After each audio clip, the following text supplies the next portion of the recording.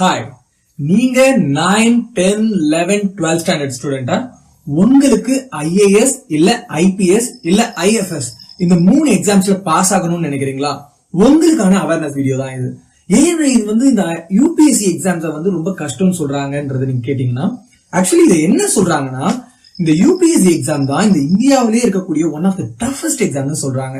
சரி, இதை ஏன் சார் எங்ககிட்ட சொல்றீங்க? 9th ஸ்டாண்டர்ட் தான் நான் படிக்கிறேன், 10th ஸ்டாண்டர்ட் தான் நான் படிக்கிறேன், இப்பயே என்கிட்ட சொல்றீங்கன்னா, இத நீங்க இப்பவே தெரிஞ்சுக்கணும். நீங்க உங்க மைண்ட் செட்டை இப்பவே இந்த யூபிஎஸ்சி எக்ஸாம்ஸ் நீங்க பாஸ் பண்ணணும்னு நினைக்கிறீங்க, உண்மையிலேயே நீங்க ஒரு ஐஏஎஸ் ஆகணும் இல்ல ஐபிஎஸ் ஆகணும்னு நினைக்கிறீங்கன்னா, கண்டிப்பா உங்க மைண்ட் செட்டை இந்த ஏஜ்ல இருந்தே நீங்க ப்ரிப்பேர் பண்ணிக்கணும். சோ உங்களுக்கான வீடியோ தான்.